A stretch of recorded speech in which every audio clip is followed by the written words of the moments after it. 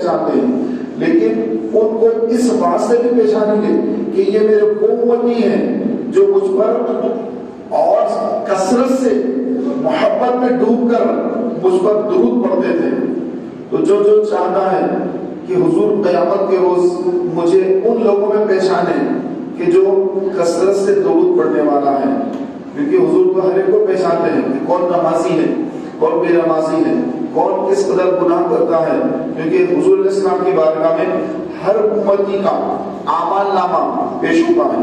آقا علیہ السلام نے ارشاد فرمایا کہ میری حیات اور میری ممات، یعنی میرا زندہ رہنا اور میرا دنیا سے پردہ کرنا، یہ دونوں اے میرے غلاموں، اے میرے امتیوں، تمہارے لیے رحمت ہے کہ جب تک میں تمہارے بیچ رہوں گا، جب تک تمہارے بیچ رہوں گا تمہیں نصیحت کرتا رہوں گا، اور جب دنیا سے پردہ فرماؤں گا تو تمہارے اعمال جب میری بارگاہ میں پیش ہوں گے تو ان میں جو گناہگار ہوگا، اللہ کا نافرمان ہوگا، گناہگار ہوگا، تو اس گناہگار کو، اس گناہگار کو، اس کے اعمال کو دیکھ کر میں اللہ کی بارگاہ میں اس کے لیے مغفرت کی دعا کروں گا، اس کے لیے دعا کروں گا۔ تو یہ میرا زندہ رہنا اور میرا دنیا سے پردہ کرنا دونوں تمہارے لیے رحمت ہے، یہ آقا علیہ السلام نے ارشاد فرمایا۔ تو میرے پیارے بھائیوں، پتہ یہ چلا کہ گناہگار جب گناہ کرتا ہے تو فرشتے تو لکھتے ہیں، اللہ تعالیٰ کو بھی معلوم ہے، اس کے ساتھ ساتھ نبی کریم علیہ السلام کو بھی اعمال نامہ دکھایا جاتا ہے۔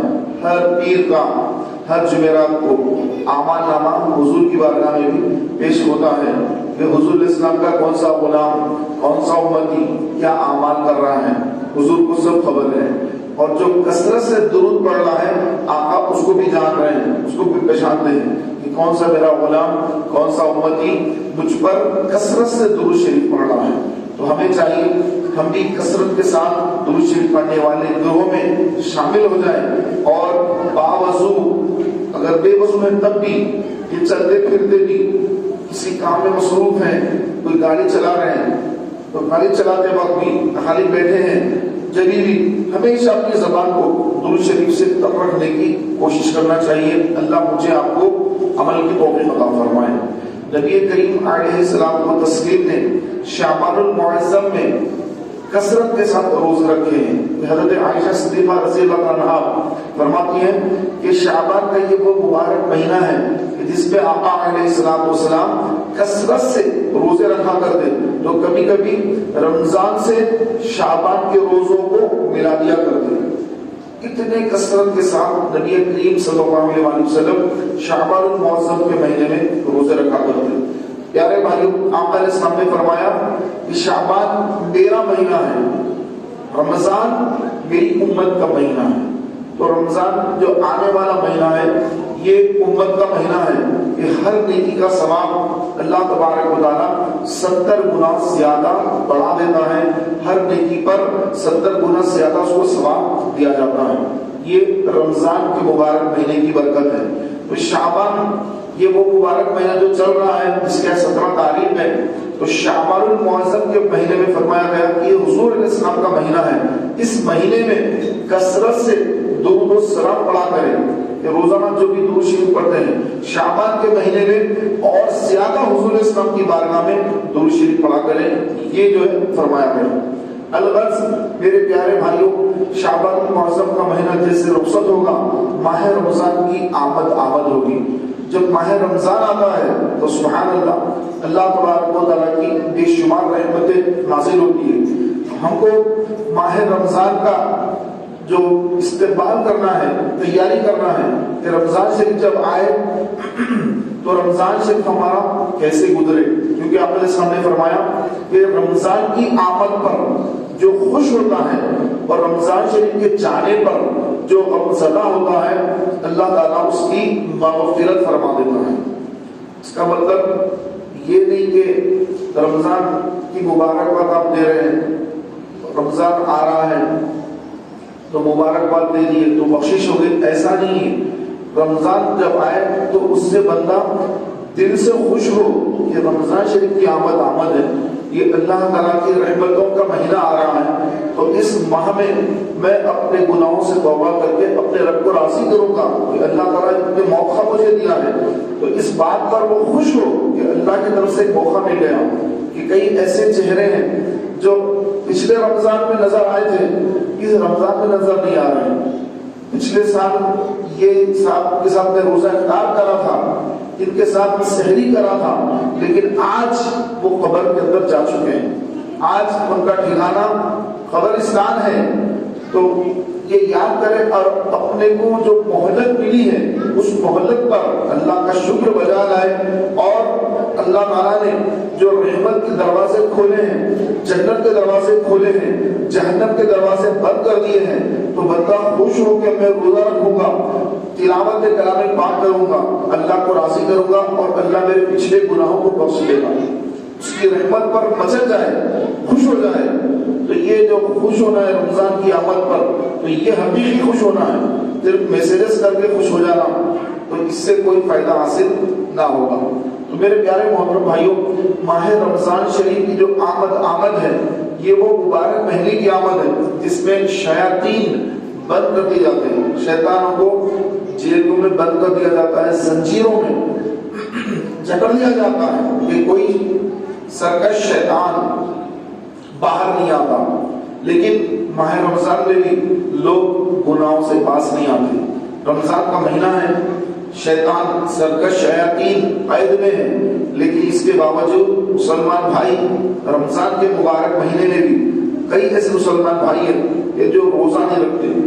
نبی کریم علیہ السلام نے فرمایا کہ جس نے ماہ رمضان کا ایک روزہ چھوڑ دیا، بلا وجہ چھوڑ دیا، اب اگر زندگی میں روزہ رکھے گا تا حیات 60 سال 70 سال 80 سال جتنی اس کی عمر ہے، تا حیات روزے رکھے گا، تب بھی اس ایک روزے کا ثواب حاصل نہیں کر سکے گا۔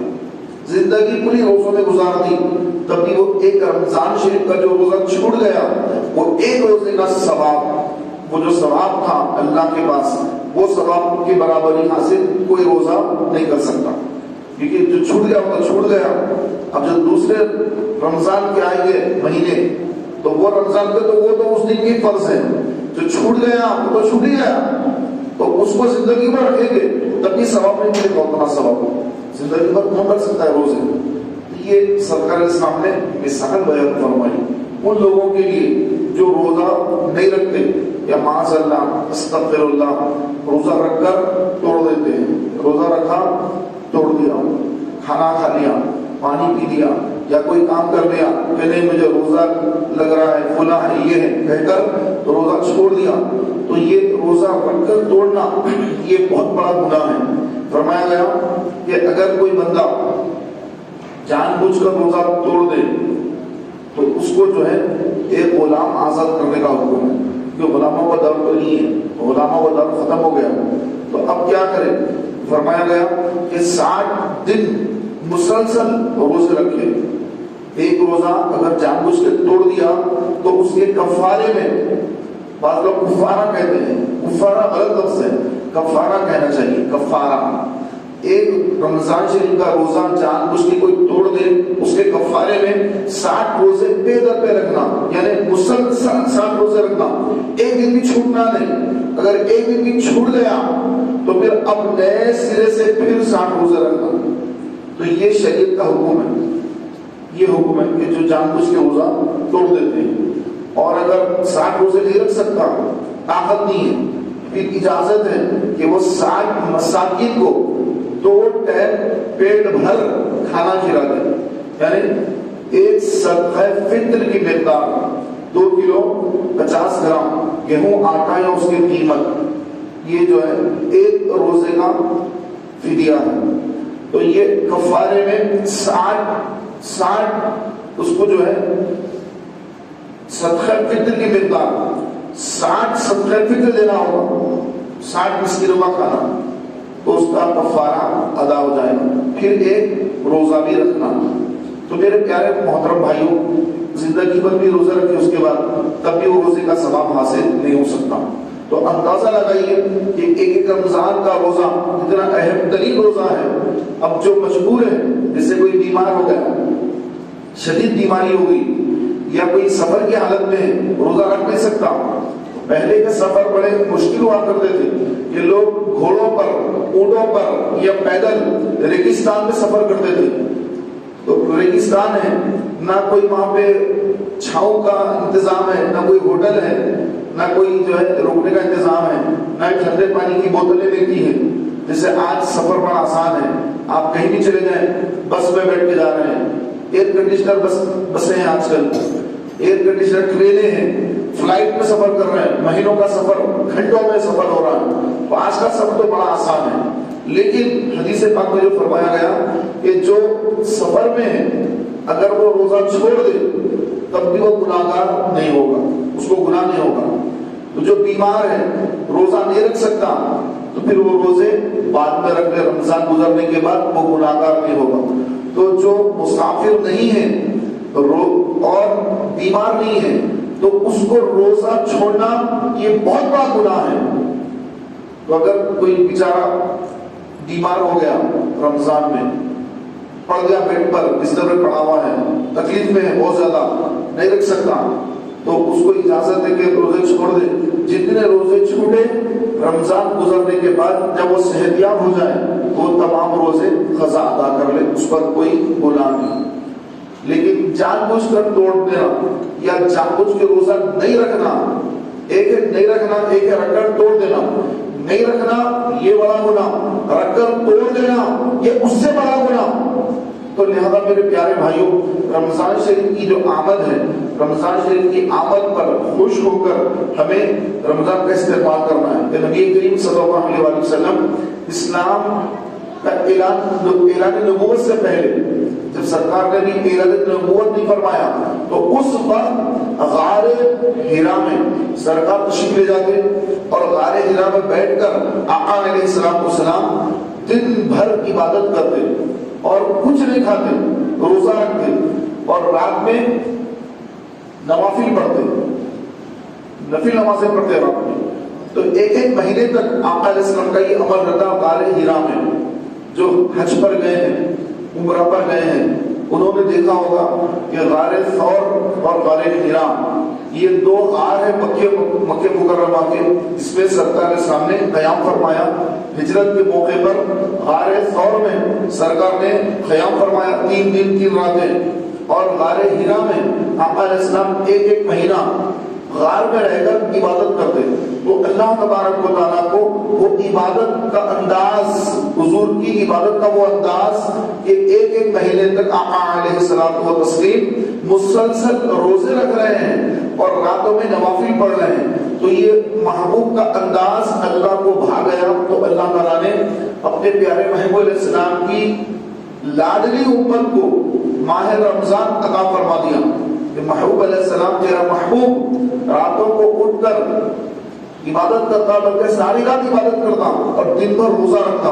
تو یہ ادائیں اللہ کو بھا گئی تو مولا نے محبوب کی امت کو تحفے میں یہ رمضان عطا فرما دیا.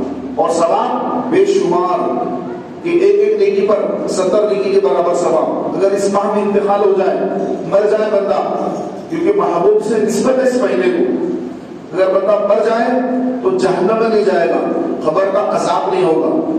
بعض لوگ سمجھتے ہیں کہ رمضان جب تک ہے، جب تک خبر کا عذاب نہیں ہوگا، رمضان گزرنے کے بعد شاید عذاب شروع ہو جائے گا. ایسا نہیں ہے. رمضان میں جس کا انتقال ہو گیا بس اس کا ٹھکانہ جنت ہے، بشرط ہے کہ مسلمان مرنا. کافر بھی مرتے رمضان میں، یہودی بھی مرتے رمضان میں، نصرانی بھی مرتے ہیں رمضان میں، گستاخ رسول بھی رمضان میں مرتے ہیں. تو جو مسلمان مرے گا وہی داخل جنت ہوگا. مسلمان سے ہٹ کر جتنے گمراہ کفار مشرکین یہود و نصارہ اہل کتاب یہ اگر رمضان میں مر جائیں تو یہ جہنم ہی میں جائیں گے. جہنم کے دروازے ان کے لیے کھلے ہوئے ہیں، مسلمانوں کے لیے بند ہیں. جہنم کے دروازے مسلمان کے لیے بند، جنت کے دروازے مسلمان کے لیے کھلے ہوئے ہیں. پورے رمضان میں رمضان کا چاند نظر آ گیا، جنت کے دروازے کھل گئے. بند کب ہوں گے؟ جب شوال کا چاند نظر آئے گا. اب جنت کا دروازہ بند ہو گیا. اب بندے کے اعمال کے مطابق اس کے لیے جنت یا جہنم ہے. لیکن رمضان جو تھا وہ بڑے سے بڑا گناہگار کیوں نہ ہو، جو بے شمار گناہ کیا ہو مسلمان، لیکن رمضان میں انتقال ہو گیا، اس کا ٹھکانہ جنت، وہ سیدھے داخل جنت ہو جائے گا. تو پیارے بھائیوں، مانگنے کی جو راتیں آتی ہیں، شب معراج، شب برات، شب قدر یا تہجد کے وقت پر جب دعائیں مانگنے کا وقت ہوتا ہے تو انسان کو چاہیے کہ مسلمان ایمان کی موت مانگے، رمضان کے مہینے میں موت مانگے کہ رمضان میں جو مرے گا اس کا ٹھکانہ سیدھے جنت ہے. نہ قبر کا عذاب، نہ قیامت کے دن کا عذاب، نہ ہی پلسرات کا عذاب، ہر جگہ گزر جائے گا آسانی کے ساتھ. گزرنا تو پڑے گا، پلسرات پر سے بھی گزرنا پڑے گا، قبر کے اندھیرے میں بھی رہنا پڑے گا، ہر جگہ رہنا پڑے گا، لیکن آسانیاں کر دے گا اللہ تعالیٰ. خبر جنت کا باغ بن جائے گی، خبر میں روشنی ہوگی، خبر میں عذاب نہیں ہوگا، سانپ اور بچھو نہیں آئیں گے. بندہ صبح سے سوتا رہے گا خبر میں. کیوں؟ اس وجہ سے کہ رمضان میں برا، رمضان میں موت آئی، رمضان کی موت ہے. تو یہ اللہ کی رحمت ہے کہ مولا جس کو چاہے رمضان میں موت دے، جس کو چاہے عام دنوں میں موت دے دے. تو ہم اللہ سے یہ دعا مانگے کہ یا اللہ جب ہماری موت آئے، رمضان کے مہینے میں موت آئے، تیری ملاقات کا جو وقت ہے وہ رمضان کا مہینہ ہمارا کر دے، ہمارے مقدر میں رمضان کر دے. تو یہ پیارے بھائیوں بڑی خوش قسمتی کی بات ہوگی، کیونکہ رمضان کے مبارک مہینے میں مرا تو سارے اس کے گناہوں کو اللہ معاف کر دیا، قبر میں سکون سے ہے، میدان محشر ہے، اس کو عرش کا سایہ مل گیا، رسول کی شفاعت مل گئی. اور کیا چاہیے؟ حضور کی شفاعت مل گئی، اب داخل جنت ہونا باقی ہے، تو جہنم سے بھی بچ گیا، عذاب سے بچ گیا. تو یہ سب سے بڑی کامیابی ہے. تو انسان ہمیشہ یہ اللہ سے دعا مانگتا رہے کہ اے اللہ مجھے رمضان کے مہینے میں موت عطا فرما. رمضان کا خوب اہتمام کرے کہ رمضان شریف کی آمد ہے. رمضان میں شاپنگ وغیرہ نہیں کروں گا، جو بھی شاپنگ ہے شعبان میں شاپنگ میری ختم. بچوں کو کپڑے دلانا ہے، شعبان کے مہینے میں کپڑے دلا دو. گھر والوں کو کچھ لا کر دینا ہے، شعبان میں کر دو. چاند جیسے رمضان کا نظر آئے گا، اب میں کوئی دنیاوی کام میں ملوث نہیں ہوں گا، بلکہ میں اب روزوں کا اہتمام کروں گا، قرآن پاک کی تلاوت کروں گا، ذکر و اذکار کروں گا، اور مسجد میں اعتکاف میں بیٹھ جاؤں گا کر کہ اے اللہ یہ مہینہ مبارک مہینہ تو نے مجھے عطا فرمایا، اور میں اس ماہ میں دنیاوی کام نہیں کروں گا، اور میں اس ماہ میں آ کر اعتکاف میں بیٹھ جاؤں گا. تو اب کوئی مجبور ہے بیچارہ، اس کو کام پہ جانا ضروری ہے، تو فرمایا گیا کہ وہ اپنے کام میں کمی کر دے، ظہر کے بعد وہ کچھ دیر آرام کر لے، کھیلولا کر لے. کھیلولا یعنی ظہر کی نماز کے بعد تھوڑی دیر کے لیے آرام کرنا. یہ رسول پاک علیہ السلام کی سنت ہے کہ اس سے رات میں جب بندہ تہجد میں اٹھتا ہے، سحری کے لیے اٹھتا ہے، تو یہ ظہر کے بعد جو قیلولہ کر رہا ہے، آرام کر رہا ہے، تو یہ قیلولہ کرنا سحری میں اٹھاتے وقت، تہجد میں اٹھتے وقت اس کے لیے آسانی پیدا کر دے گا. اس لیے فرمایا کہ وہ ظہر تک کام کر لے، ظہر کے بعد وہ آرام کر لے. اب بعض لوگ جو دن بھر محنت کرے، رمضان کا مبارک مہینہ ہے، صبح سے جو کام پہ لگ گئے تو شام تک کام پہ لگ گئے، اس کا تھک گئے.